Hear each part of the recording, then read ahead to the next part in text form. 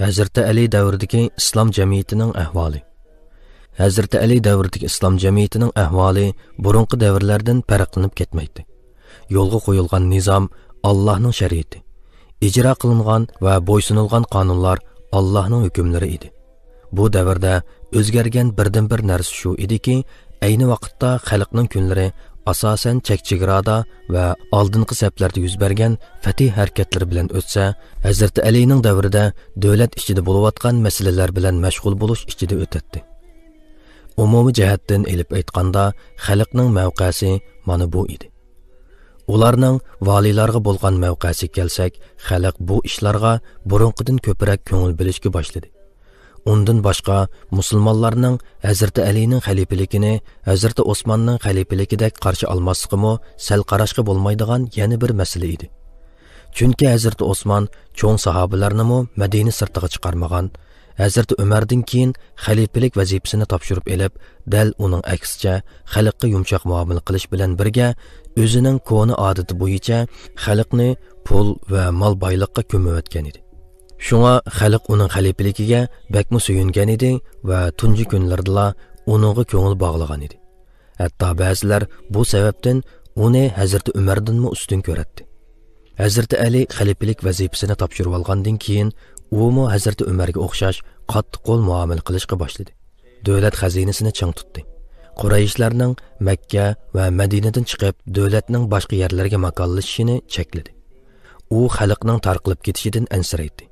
Chunki Bani Umayya qabilasidan bir to'p kishi Makkaga makonlashib, Makkalik yerlik xalqning bir qismi davlatning boshqa markazlariga tarqalib ketgan edi. Hazrati Ali ana shundaq Hazrati Umarning intizomini qaytadan yo'lga qo'yishga tirishdi. Ammo bu oson emas edi. Chunki insonlarning tabiati birining muloyim muomalasiga uchragandan keyin qo'pollikqa va qattiq muomalani qat'iy ko'tarolmaydi. Shunga xalq Hazrati Ali xalifa bo'lib tayinlangandan keyin ruhiy jihatda beoromlikqa duchor bo'ldi. Buningdan sirt Hazrati Osmonni qatl qilgan fitnachilarning Madinaga bo'lgan besimi texicha davomlashyotdi. Ularning tegishli jazolari texi berilmagan edi. Endi u davrdagi har qaysi viloyatlarning ahvoliga bir nazar tashlab boqayli. Hazrati Ali tarafidan Yaman valiyligiga tayinlangan Ubaydullah ibn Abbos Yamanga berib vazifasini topshirib oldi. Burunqi vali Ya'la ibn Umayya vazifani darhol uningga o'tkazib berdi. Yaman xalqining hayoti burunqidakla davomlashaverdi. Jinoyatchilarga jazo berildi, shariat hukmlariga to'liq rioya qilindi. Makka mukarramning ahvoli mundoq edi. Haj ibodatini oyoqlashtirib, Madinaga qaytayotgan bir to'p kishi yo'lda Hazrati Osmonning shahid qilinganligini o'qib, qo'rqib ketdi va bu fitnadan yiroq turish uchun yana Makkaga qaytdi. Chunki Makka texmi bexatar bo'lib, bu muqaddas shahar hech kim tarafidan bostirilmaydi va hech kimning tajovuziga uchirmaydi. Madinalik hojilardan boshqa Bani Umayyaga o'xshash bo'lib o'tgan voqealarga qattiq g'azablangan ba'zi qabilalarmo Makkaga eqib keldi. Bularning orasida Hazrati Umarning o'g'li Abdullah bor edi. Hazrati Ali tarafidan Makkaga vali qilib tayinlangan Xolid ibn al-As ibn Mughira qaytarib o'tildi. Makka valisiz qoldi. Ko'p o'tmay sahobalarning eng mutavarlari va kengash a'zolaridan Talha va Zubayrmo umra hajni bahona qilib Hazrati Alidan Makkaga berib kelish uchun ijozat so'radi. Ularmi Makkaga borgandan keyin Madinaga qaytishni xohlamadi. Chunki Makkaning vaziyati Hazrati Osmonning qotillari qalaymaqonlashtirib o'tgan Madinaning vaziyatidan ko'p yaxshi edi. Ma'lum mazgil o'tgandan keyin Hazrati Ali tarafidan Makkaga vali qilib avatilgan Hazrati Osmonning o'g'li Qussam Makkaga kelib yerlashdi va hukmronlikni qo'liga oldi. Fitnadan qochib bu yerga kelib olgan kishilar buni ko'rib, Makka vaziyatini o'zlari uchun foydasiz deb o'ylashdi. Ular Makkada kun kechirishning qiyinlashib ketganligini, o'zlari ko'nib qolgan tijorat ishlarining burunqidek oqmayotganligini, burunqi kunlarning kelmasga ketganligini va Basraning tijorat uchun eng muvaffaq shahar ekanligini ko'rib yetib, Basraga qarab ko'chishga qaror berdi. Basraga ko'chish fikrini o'ttirib qo'ygan kishilar Hazrati Oyishani o'zlari bilan birga elib ketishga qoyil qildi. Payg'ambar alayhisalomning yana bir ayoli Hazrati Hafsaning qarindoshi Abdullah u Hafsaning oldini to'smagan bo'lsa, u Basraga ketgan bo'ladi. ko'chman karvon Basraga qarab yo'lga chiqdi. Karvonga Abdurrahman ibn Attob ibn Usayd imomlik qildi. Abdurrahmanning dadasi Attob payg'ambar alayhissalom, Hazrat Abu Bakr va Hazrat Umar davrida uzun muddatgacha Makkaning valiyligini qilgan edi. Makkani tark etgan bu karvondagi kishilarning soni 700 atrofida bo'lib, ko'pchiligini Makka va Madina xalqi tashkil qilgan edi. Ularning orasida Abdullah ibn Amr, Ya'la ibn Umayya, Abdurrahman ibn Attob, Hazrat Aisha qatorliqlarmi bor edi. Said ibn al-As, Mughira ibn Shu'ba, Abdullah ibn Khalid ibn Usayd qatorliqlar yarim yo'ldan qaytib keldi. Ammo bu karvonga yo'lda 3000 ga yaqin badaviy kelib ketildi. Ular Makkadan chiqib ketgandan keyin shaharning vaziyati bir oz past qo'yga tushdi. Karvon Havab suyi degan yerga kelganda yaqin atrofdagi itlarning havshagan ovozlari kelishga boshladi. Hazrat Aisha karvonga bir oz dam elishni aytdi va mundoq dedi: Allohga qasam qilamanki, kecha vaqti Havab itlarining ovozini tuydig'ini magar men ekanman. Chunki payg'ambar alayhisalom bir kuni ayollarga aranglardan kimning Havab itlarining ovozini tuydiganligini bir bilgan bo'lsam degan edi. Kishilar uningga Havabda nima ishlar yuz berganligini aytib berishdi. Hazrat Aisha darhol yo'lga chiqdi. Madinaning ahvoliga kelsak, Madina xalqi Hazrat Alini hurmatlaydi. Chunki u shu zamon kishilarining eng ustuni va eng afzali bo'lib, uningdanmi afzallari Allah burun vafot bo'lgan edi. Shunga ular Hazrat Aliga bo'lgan hurmati va davlatga osiylik qilib, Hazrat Osmonni qatl qilgan o'qituvchilar chiqargan qalayimqonchilikning besqishi umidida darhol uni xalifa bo'lishga qistadi. Hazrat Alimo dastlabda bu taklifga qarshilik bildirgan bo'lsa-mu, keyincha bu vazifani o'z zimmasiga olmasi bo'lmaydiganligini bilib yetib qabul qildi. Chunki buzilgan intizomni tuzash uchun amirning, ya'ni davlat rahbarining bo'lishi shart edi. Hazrat Ali vazifani topshirib elibla, sahobalar uningga bu qonxo'rlarning tegishlik jazolarini berishini talab qildi. Ular demisimi Hazrat Ali buni biladi. Ammo u vaziyatning muqimlashishini va xalifalikning barliq xalqning qo'llashiga erishib, kuchli holga kelishini kutadi.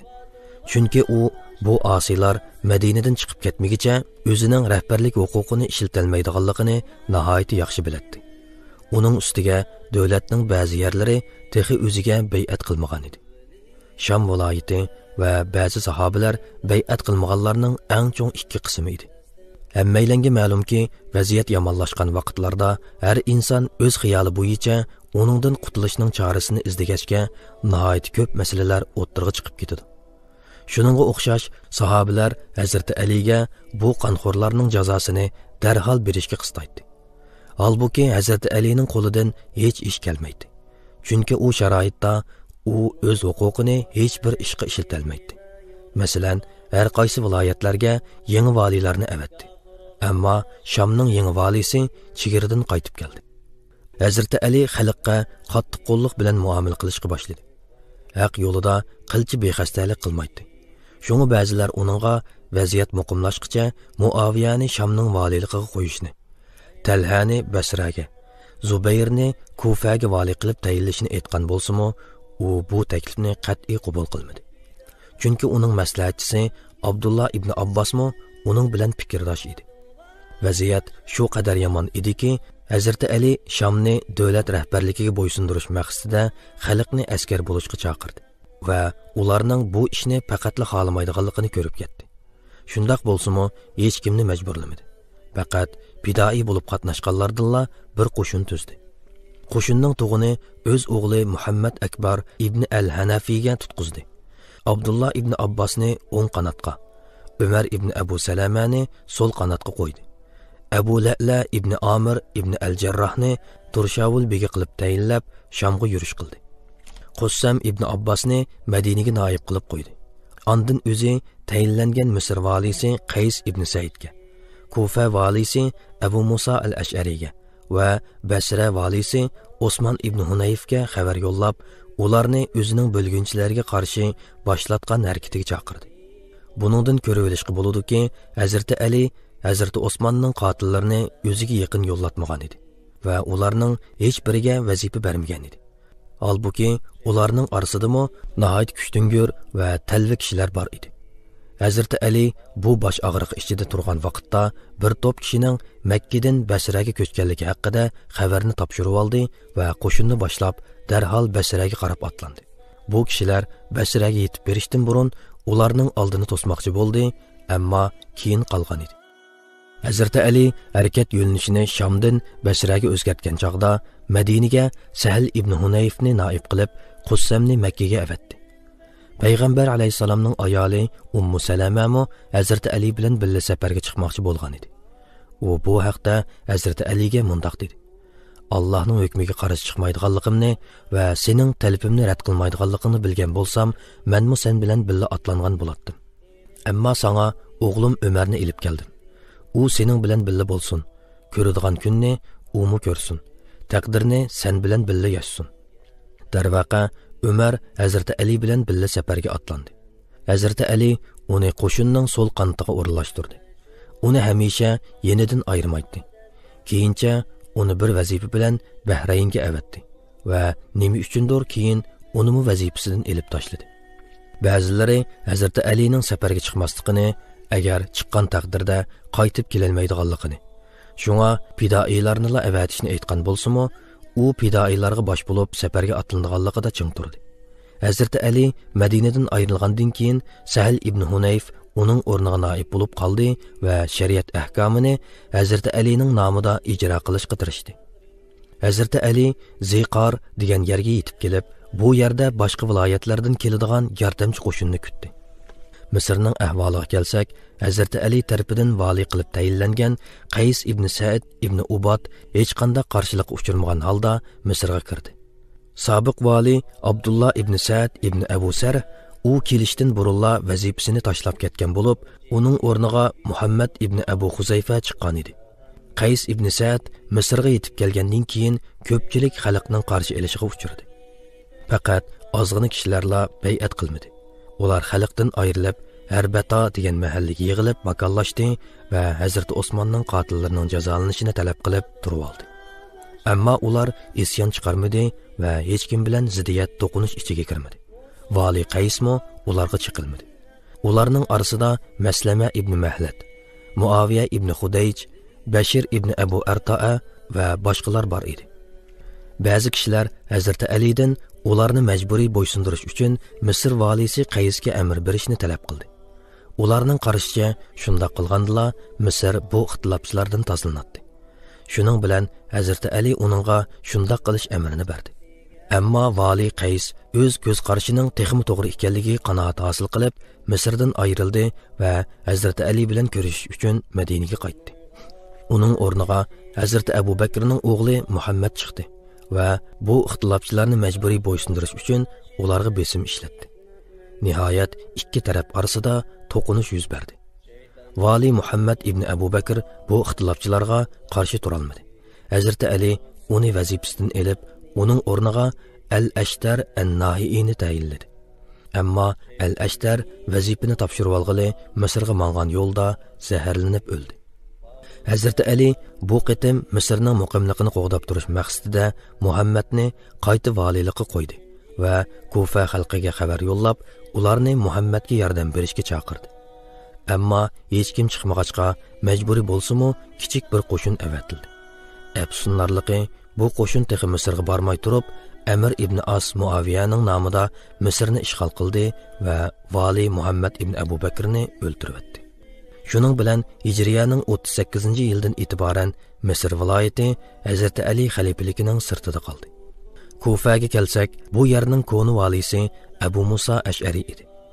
Hazrat Ali xalifa bo'lgandan keyin Kufa xalqining uningga bo'lgan hurmati va yaqinlik sababidan uni vazifasidan elvatmadi. Darvaqa Abu Musa boshda o'z nomi va Kufa xalqining nomidan Hazrat Aliga bay'at qilgan edi. Abu Musa tinchlikparvar bo'lib, ziddiyat to'qinishni yoqtirmaydi. Bo'libmi, musulmonlarning orasida qalaymuqanchilik chiqishini faqatla xohlamaydi. Ammo Kufa xalqining siyosiy ko'z qarashi bir-biriga o'xshamaydi. Masalan, ba'zilari Zubayrni qo'llasa, yana ba'zilari Hazrat Alini qo'llaydi. Shundoq bo'lsa-mu, Abu Musa butun xalqning Hazrat Aliga bay'at qilishi uchun besim ishlatmadi. Ba'zi kishilar mushundaq qilishni eng muvofiq deb qaraydi. Hazrat Ali Abu Musaga xabar yo'llab, uning ixtilofchilarga qarshi qattiq qo'l bo'lishini amr qilgan bo'lsa-mu, u midirlabmi qo'ymadi.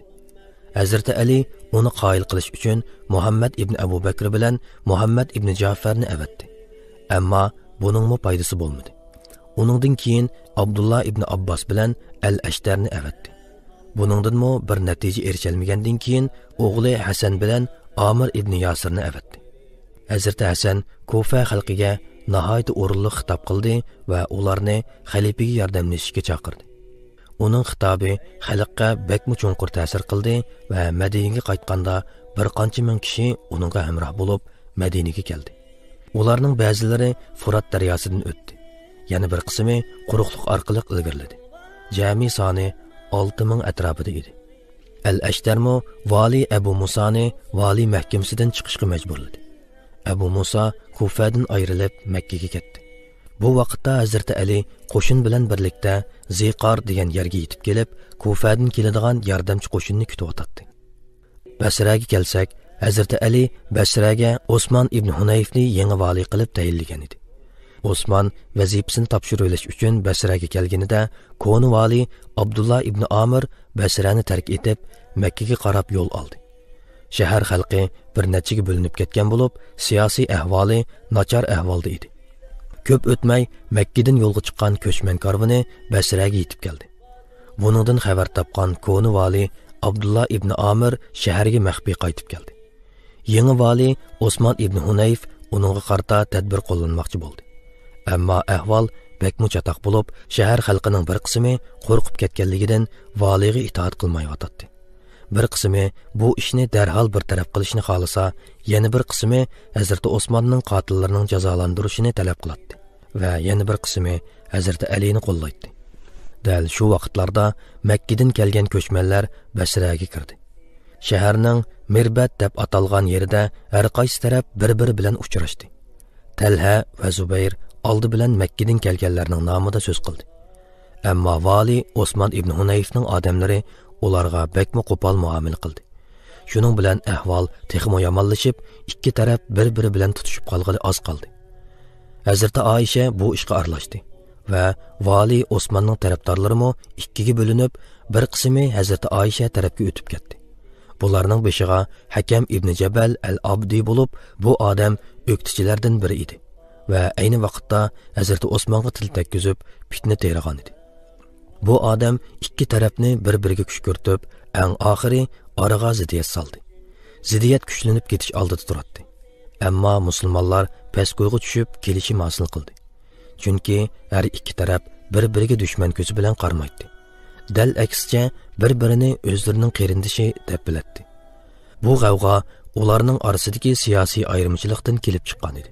Bu ayirmachilik ba'zida har ikki tarafning yo'ldan chiqishiga sabab bo'ladi. Nihoyat ikki taraf Madinaga elchi avatib, Talha bilan Zubayrning Hazrati Aliga o'z roziligi bilan yoki besim bilan bay'at qilganligini isbotlash uchun kelishdi. Agar ularning Hazrati Aliga majburiy bay'at qilganligi isbotlansa, yangi vali Osman ibn Hunayf valilik vazifasidan tushib ketmoqchi. Agar ularning o'z roziligi bilan bay'at qilganligi isbotlansa, Makkadan kelgan ishg'olchilar Basradan chiqib ketmoqchi bo'ldi. Elchi Madinadan qaytib kelgicha har ikki taraf o'zlari turgan yerning hukmronligiga mas'ul bo'ladigan. Zubayr va Talha xohlagan yerga boradigan. Jamoatga Osman ibn Hunayf imomlik qiladigan. Davlat xazinasi Basraning rahbarligi uning igdorchiligida bo'ladigan bo'lib kelishdi. Madinaga Ka'b ibn Savr elchi bo'lib tayinlandi. U Madinada Talha va Zubayrning Hazrati Aliga qanday shart bilan bay'at qilganligini shuncha surishtirgan bo'lsa-mu, o'ziga qoyil qilarlik javob bergudak birini topolmadi. Ammo Usama ibn Zayd ularning besim ostida bay'at qilganligini aytdi. Uning bu so'zi bilan nihoyat cho'ng qalaymqonchilik chiqqili oz qoldi. Chunki xalq yuz berayotgan qalaymqonchilikning besqishi uchun kutib turgan kunlarda bu so'zni qat'iy qabul qila olmaydi. Ka'b Basraga qaytib berib, o'zi anglaganlarni so'zlab berdi. Shuning bilan vaziyat yana jiddiylashdi. Bu ishdan xabar topgan Hazrati Ali Basra valisi Osmonni tanqidlab, musulmonlarning orasida tafriqchilik chiqishining oldini olish uchun Talha bilan Zubayrning bay'at qilishi uchun besim ishlatilgan edi, dedi. Shu ishdan keyin vali Osman ibn Hunayfning tarafdorlari azayib, uni qo'llaydiganlar qolmadi. Ularning sepiga yo'shirin kirib olgan o'qituvchilarmo uning bu pozitsiyasiga qattiq norozilik bildirdi. Bu badniyatlar uni tutib olib zindonga qamadi va uning qosh soqollarini butunlay yulib tashladi. Ondan uni Basradan qo'g'lavatdi. Osman Basradan Hazrati Alining qarorgohi Ziqarga yetib keldi. Elimi yaxshi bu ishdan osonlik qutulib qoldi va o'ldirilmadi. Chunki u hech bir tarafning dushmani yoki urush jinoyatchisi emas bo'lib, sopdil kishi edi.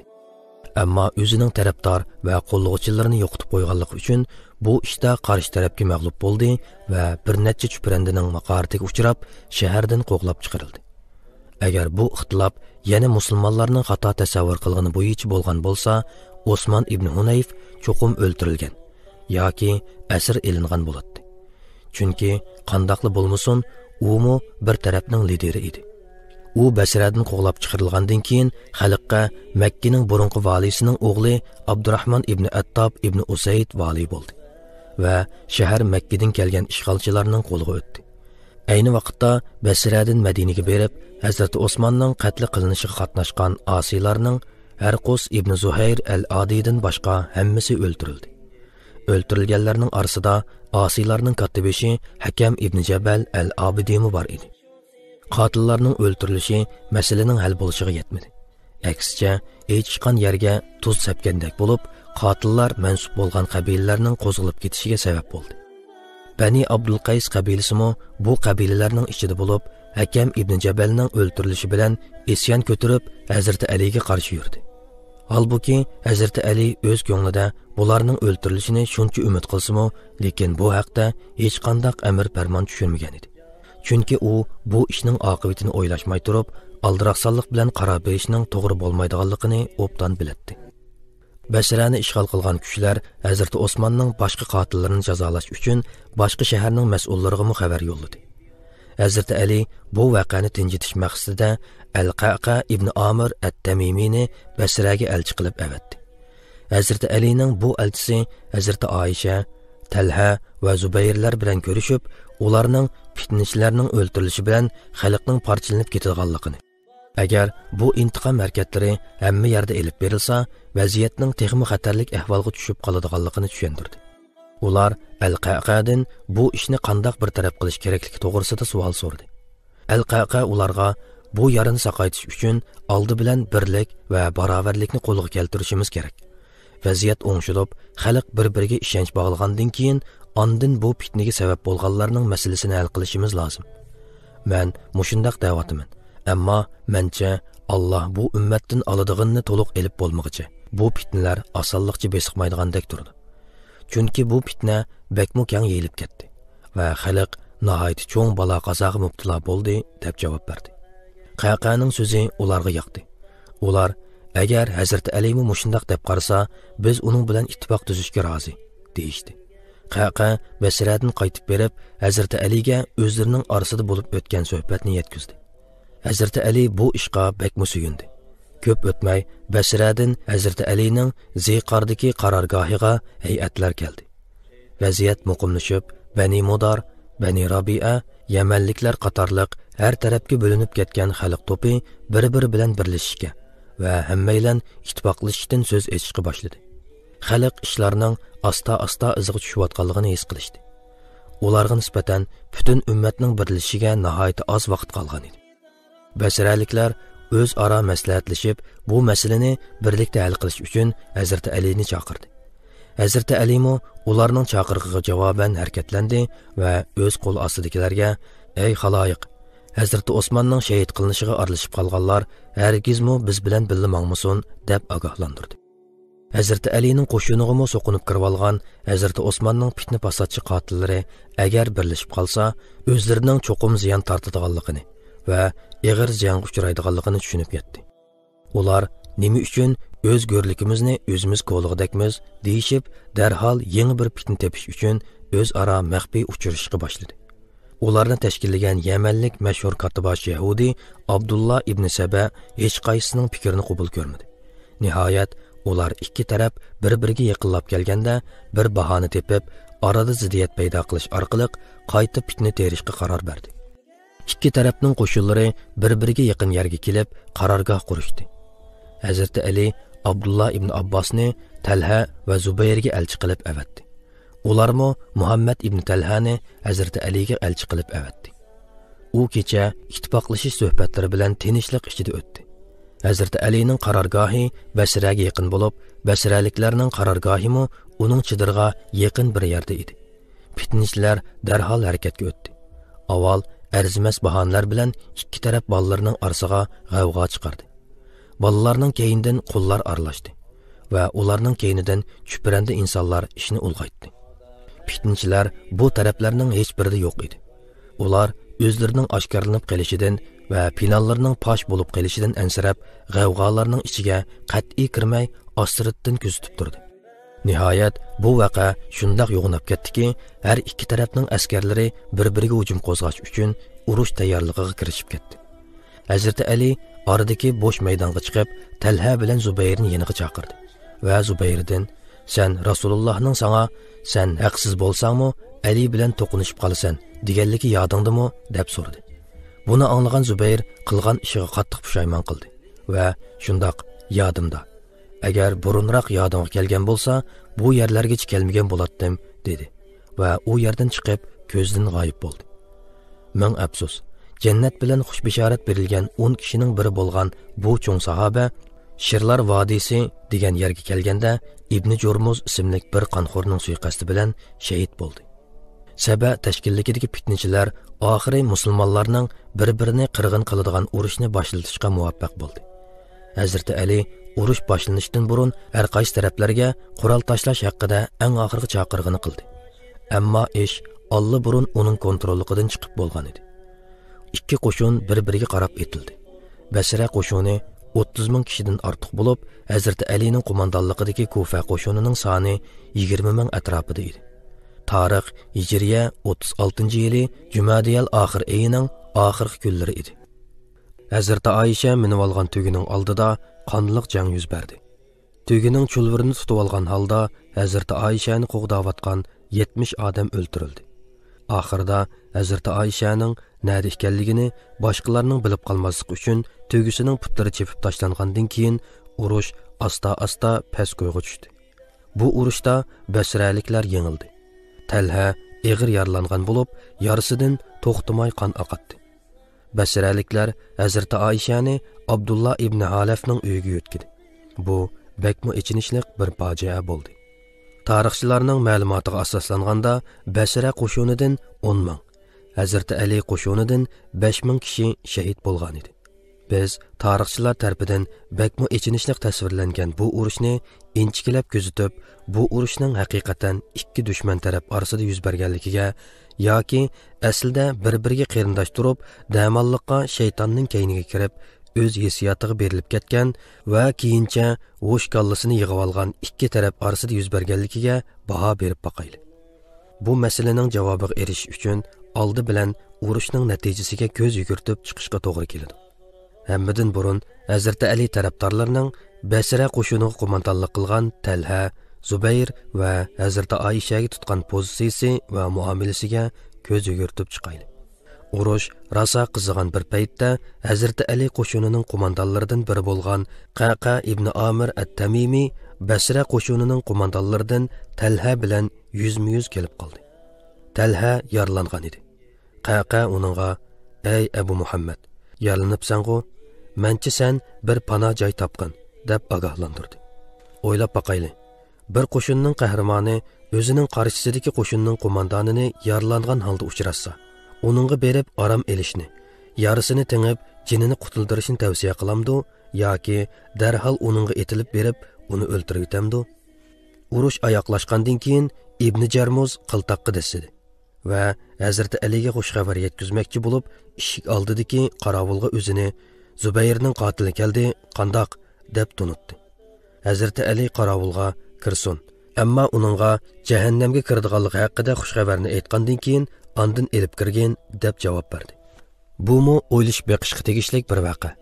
Acaba bir qo'mondan o'z dushmanining qo'mondoni o'ltirilsa, bu ishga suyunamdi yoki kim uni o'ltirsa, shu jahannamga kiradi, deb uning qotiliga bo'lgan nafratini aniq ifodalamdi. Ish buning bilan tugamaydi. Urushdan keyin Hazrat Ali Oishani yo'qladi. Uningga qarshi so'z cho'chak tarqatganlarni jazoladi. Rajab oyining boshlarida Hazrat Oishani qarindishi Muhammad bilan billa uzitib qo'ygan vaqtda kishilarning uningga loyiqida hurmat ko'rsatishini tavsiya qildi. Va Hazrat Oisha payg'ambarimizning har ikki dunyolik ayolidir. Ondan uning qo'liga ko'p miqdorda pul berib, uningga tasalli berishga tirishdi va bir to'p ayolni uning xizmatkorlari qilib tayinladi. Hazrat Ali Abdullah ibn Halafning uyiga berib, Hazrat Oishani yo'qlagan vaqtda uyining boshqa hujrlarida uning qo'shiniga qarshi urush qilib yaralangan basralik askarlar bor edi. Hazrat Ali garchi bu ishdan xabardor bo'lsa-mu, hech bilmasga selib olib, ajoyib oliyjanoblik qilgan edi. Chunki aslida ular bir-biriga haqiqiy dushman emas edi. Agar ular haqiqiy dushman bo'lgan bo'lsa, texmi fojialik ishlar yuz bergan bo'ladi.